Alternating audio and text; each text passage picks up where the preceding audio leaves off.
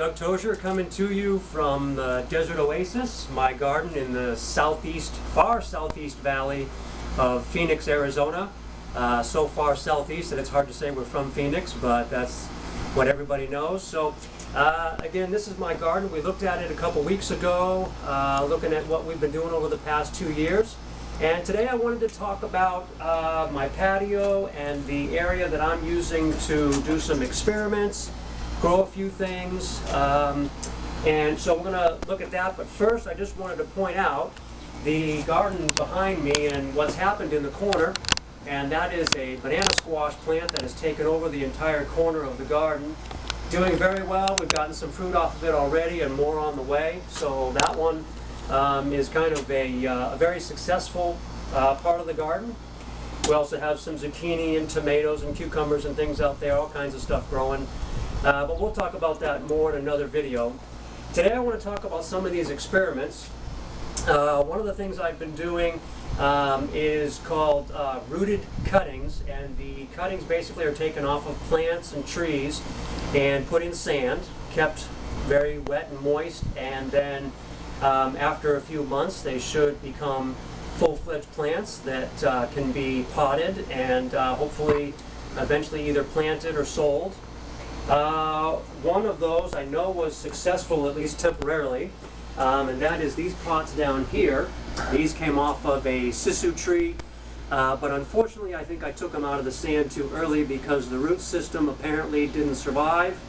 The leaves all dried up and withered, and there's not much left. So I have a flat over here with more of these that I know are growing and establishing their roots, so I want to let them go a little bit longer, maybe a couple more months, and once they've really established themselves, then I'll pot them again and see what happens. I am using a mixture of some Miracle-Gro planting soil, sand, and a little bit of our native soil. I think that's a pretty good mix for nutrients, drainage, and just supporting the plant real well. So hopefully in a couple months we'll do another video where we'll successfully show some repotted cuttings that actually survive, and hopefully with a little less heat, which we deal with until about September, we'll have something really nice to show off. So these cuttings, again, are going to stay real moist. This is the method I was taught. By the way, that is the method of Mike McGroarty of Backyard Growers, and on his video he shows, and he does a lot of videos, he shows how that's done. A couple other of those that I've started here. Another one is under plastic here, and then I have this one that I just did in a container. I have a couple cuttings off of a plant that I'm hoping will survive. They are a boxwood, and I've got, I'm keeping them moist and hopefully see if I can be successful with those.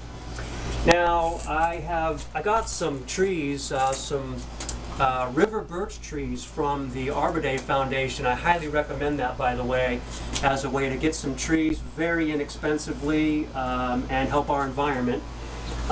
These three that you see here are the birch trees, and I planted one that looks like it has taken root. It's going to do pretty well, but they are in a potting mix, and I'm going to let these stay in here for a little bit longer, and eventually plant them in a little bit bigger pot so that their roots can spread out some more, and then plant them somewhere in my yard where they can provide shade, which we desperately need here in the desert.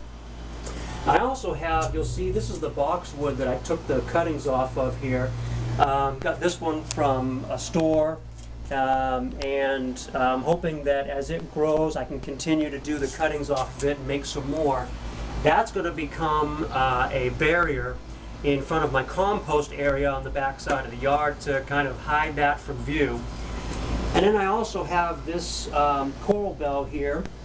Beautiful, beautiful orange flowers. This is the second set of flowers that have formed on this plant. I repotted it I originally got it in a 1-quart container, and I repotted it And it's starting to flourish, doing very nicely. Again, that's in a mixture of the Miracle-Gro planting soil, sand, and a little bit of our native soil, just to give it a nice mix of different things. And eventually, that'll go somewhere in my landscaping as well. And then I have here some sunflowers. These are actually chocolate sunflowers. There's 3 of them in the pot here, you can see. And they're doing fairly well. I grew those from seed, so I'm pretty confident that they're going to be good, strong plants and provide us with some seeds someday. And then right here next to me, there's a couple of experiments out of the garden. I took a cutting off of a watermelon, which I have a ton of watermelon plants running around, vines running around the garden out there. And then these 2 are from the tomato plant, yellow pear tomato, that I have successfully planted 2 years in a row now. And I decided to take cuttings off of them. I was actually inspired by my older brother David, who has done this, and I'm going to see if I can get him to survive, even though it's usually around 105 degrees out here in the middle of the summertime. But I did the potting mix and a little bit of, I use a root compound. This is a powder that you put in the soil to help the plants develop their roots. So I've done that, hoping I can get some success there. Now, if you come up a little bit, these are some plantings and other things that I started. On the end there is some carrots that I'm trying to grow in a pot. And the last time I didn't do so well. The carrots only came out about that long and that big around. So I'm hoping that these will do a little bit better. Maybe I just need to let them go a little bit longer, but apparently these conditions are not real great for carrots, so we'll do the best we can and see what we get out of that. I actually grew some carrots out in the garden that did better, but that's a whole nother story.